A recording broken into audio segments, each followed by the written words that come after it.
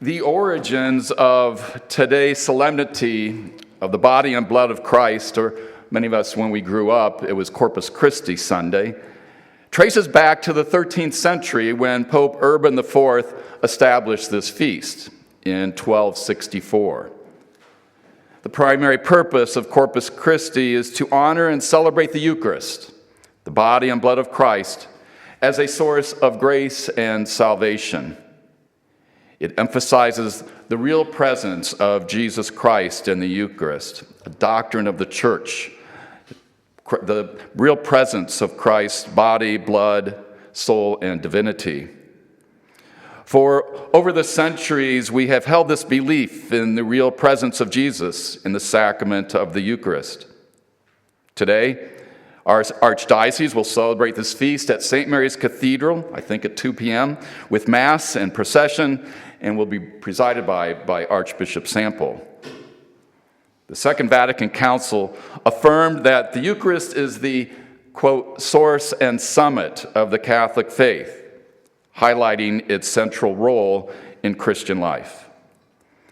This declaration, found in the dogmatic constitution on the Church, Lumen Gentium, meaning light of the nations, emphasizes that the Eucharist is both the origin and culmination of all Christian activity.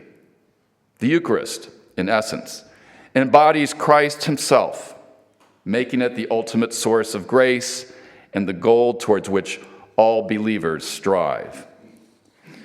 Last night, after Mass, I learned that this chapel had been renovated some years ago, and I looked up, the altar used to be down there, correct?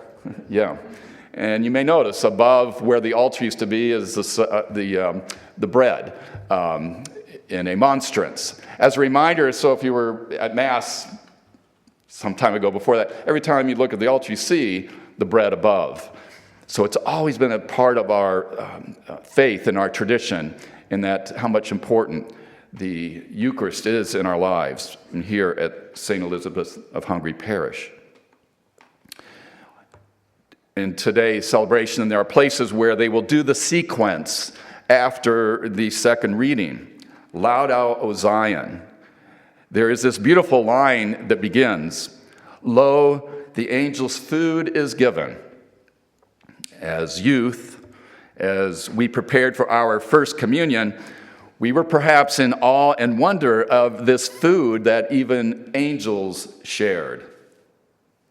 We speak of the Eucharist as the bread of angels, a beautiful sharing of that, how we see the Eucharist. These are words that were coined by St. Thomas Aquinas in the words of the hymn, as many of you know, Panis Angelicus, bread of angels. It's an image that draws souls and imaginations to the image of the heavenly banquet, of love's feast. And as St. Thomas Aquinas wrote, of angels who feed on Christ spiritually, adoring him in heaven, united with him in the enjoyment of perfect charity. Today's feast also serves as a reminder of the Last Supper and of Christ's sacrifice for us. In the second reading, in his letter to the Corinthians, St. Paul uses the words of institution spoken by Jesus at the Last Supper. This is my body that is for you. This cup is the new covenant in my blood. Do this in remembrance of me.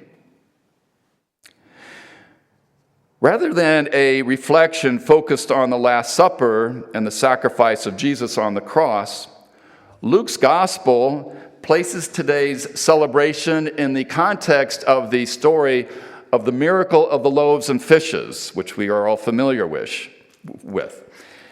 The miracle of the loaves and fishes of Jesus is included in all the Gospels, Matthew, Mark, Luke, and John. That this miracle of the loaves and fishes is recounted in all the Gospel signifies the importance of this event. So I think we look at the Gospel of Luke to sort of open up the meaning of this celebration today of Corpus Christi, because there are many layers of meaning in the story of this miracle.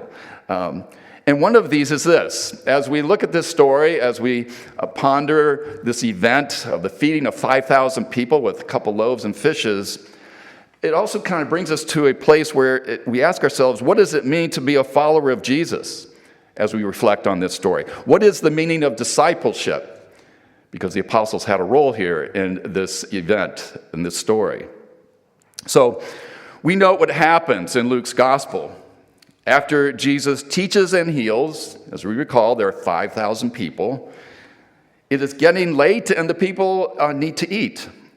So the apostles, being sensible men, go to Jesus and tell him, dismiss the crowd. They are hungry. They need a place to stay tonight. I can imagine maybe Jesus could have said, no, I'm not going to dismiss them. Now you are to feed them. This is like changing the formula here. Because being practical people, the 12 apostles look at the number of people and the few loaves of bread and fish they have and conclude, how is that going to be possible? Feeding 5,000 with so little. And yet I think this is the mystery they were yet to understand at that moment.